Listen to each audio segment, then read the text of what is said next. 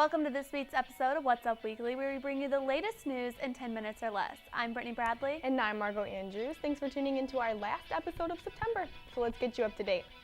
If you think you've had a busy week this week, like I do, consider what happened this time 3 years ago.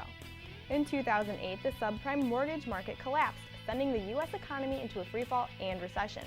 The same year, we elected Barack Obama president with a significant increase in voter turnout for 18 to 24-year-olds. Now, as the 2012 election approaches, another financial bubble could burst, giving this age bracket some dire consequences. For the first time in history, the total amount of student loan debt owed by Americans surpassed that of credit card debt, and is expected to pass $1 trillion by the end of the year. According to the Institute for College Access and Success, the loan debt, coupled with the fact that many young adults are unable to find jobs, makes things like buying a house and starting a family out of the question for now. There's just so much to look forward to after graduation, but too much change, I think. I'm not ready for it I hate reading that kind of news. Yeah, and I don't know if you've heard, but quite a lot of change has been popular adjective for Facebook lately. Believe me, I've heard. Yeah, the social networking gurus were in an uproar this week over the new Facebook layout. Facebook appears to have changed their look once again.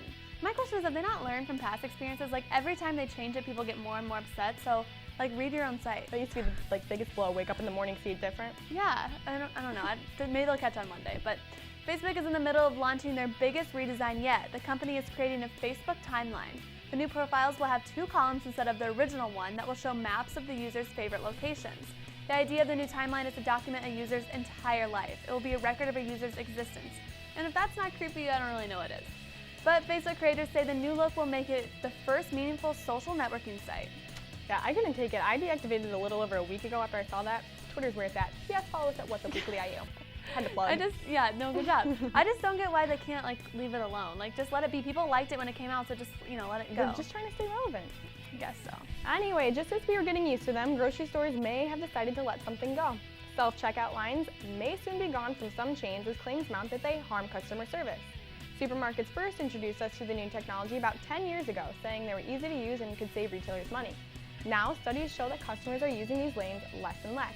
Only about 16% of sales in 2010 were done at the kiosks. At least 61 locations in New England are phasing out, and some regional chains are reducing the number, adding more clerks to their regular lanes. I hope they keep them because I think it's really fun to swipe it through. When I was little, I used to want to grow up. You had that Barbie cash register. Yes, yeah. I loved it. I think it's so much fun. I mean, have you been in the ones at CVS? I can't stand it when the lady's yelling at me. I know to place item in my bag. Of course I want a bag. I don't need you to tell me that every time. I didn't even know they had them. I needed to go check it out. That'll be my afternoon activity. But here's another tech update for everyone. October 4th is a big day in the technology world. Apple will be holding their iPhone 5 event that day. So what news can we expect? The big rumor is that the new version of the phone will have a talk control iOS feature. As reported by Gizmodo, one can say make an appointment with Mark for 7:30 p.m. and an assistant will create the appointment in the user's calendar. Sounds pretty amazing, but no one knows for sure if this rumor is true. Tune in next Tuesday and be sure to follow What's Up Weekly IU for live tweets about the event. Just getting those plugs in today. We're doing the best we can. And moving on into the entertainment world, it seems like the days when Jay-Z had 99 problems are finally over. The rapper has recently announced he's having a baby with his wife Beyonce and has now decided to add another activity to his already busy lifestyle. Jay-Z has confirmed that he'll be designing the New Jersey Nets' new basketball uniform, along with Adidas. The team will be changing their colors and logo, so Jay-Z definitely has his work cut out for him. The daddy-to-be is part owner of the team and decided it was time to step up his involvement. All of these changes come with the transition of the New Jersey Nets to becoming the Brooklyn Nets. What's up with all these basketball teams switching their locations? I heard the Sacramento Kings want to move to Los Angeles, which would make 3 teams there, and yeah. I can't keep up. I don't know what's going on. It makes it confusing for fans. I don't know. But I'm not really familiar with the basketball industry, so let's just head back into the entertainment world where I spend most of my time. That is true. Rumors are swirling today with reports that Demi Moore and Ashton Kutcher have called it quits. Star Magazine was the first to report the rumor that the couple is breaking up after 6 years of marriage. An unknown source said the relationship ended because of Ashton's serial cheating. Do we have another Tiger Woods on our hands? Maybe. It's kind of what it sounds like. But the 2.5 Men star has yet to comment on the situation, but all eyes are on him as his supposed mistress is claiming she had an affair with him after a drunken night in San Diego. If this does turn out to be true, it wouldn't be a surprise. I mean, their anniversary was this month, and neither of them tweeted about it. Everyone's freaking out about that because, obviously they're both a really Twitter vocal couple, yeah, so it's really the strange first that they didn't even acknowledge it. I know. It's weird. Keeping with entertainment, let's move into the reality TV show world. Well, it seems like this certain lady just can't keep her mouth shut. Patti Stanger, well known for her Bravo show Millionaire Matchmaker, is having to make a few public apologies once again.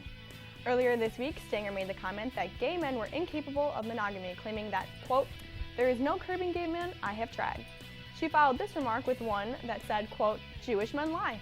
Stanger later told TMZ that she didn't mean to offend anyone. She also tweeted her support to the gay community. Stanger was also recently in the press this summer for saying that redheads were not desirable by men unless the men were from the UK. That? I just thought I'd throw that in there. I don't know, I was super offended.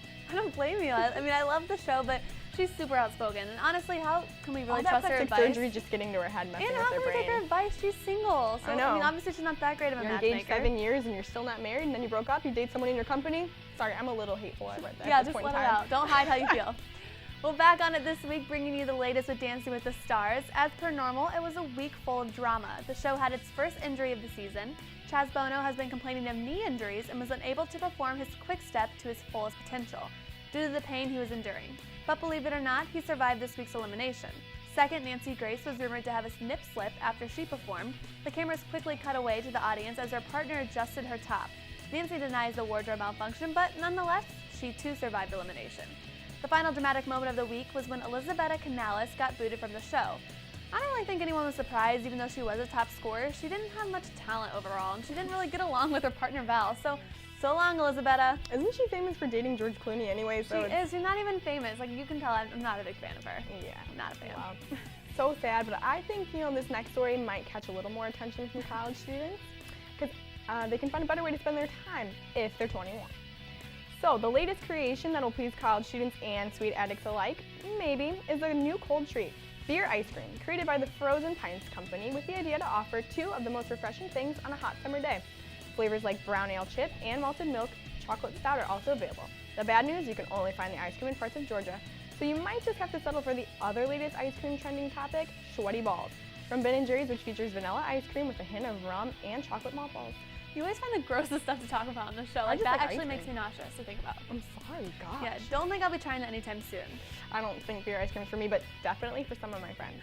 Well, I can tell you someone who's definitely staying away from those kinds of treats, Weight Watchers spokeswoman Jennifer Hudson. She's been quite busy recently. J-Hud is on a mission to save lives. Yesterday, the singer launched her own weight loss center in Chicago, Illinois. Jennifer Hudson has been the face of Weight Watchers since her incredible dieting this past year. The Oscar winner says she went on a diet plan after she had her son David and no one realized she was pregnant. Does that mean no one realized she was pregnant because she's already big? Yeah, that's what she's saying. I know, it's harsh. But Jennifer has since then lost 80 pounds, yay Jennifer, and wants to encourage others to reach their weight loss goals as well at her new Weight Watch Center's Jennifer Hudson Center. Huh, well, good news for her. I hate to throw the story in after, but I'm thinking I'm going to bring everyone's attention to Doritos. I've got some sad news for Doritos lovers. The creator of the cheesy chip passed away on September 20th in Dallas, Texas. Arch West came up with the idea for the original Dorito after trying a fried chip on vacation back in 1961. And since, Frito-Lay Company has expanded to 23 flavors. West is said to have died of natural causes and will be buried with the chips that made him famous. That's actually disgusting. Like, that makes me feel really weird. Right, what's his claim to fame? Okay, but with chips, like, I don't know. No, like, he's going to be in an urn, they're going to cremate him and then sprinkle them around, and when that's just what I read. Kind of weird. You have to admit that's kind of weird. Yeah. But, of course, leave it up to you to end the show with a really important story. Ketchup and Doritos, gotta keep going. You gotta see the best of it. That's true. Well, thanks for tuning in to this week's episode of What's Up Weekly. Be sure to follow us on Twitter, once again, at What's Up Weekly IU. Have a great week.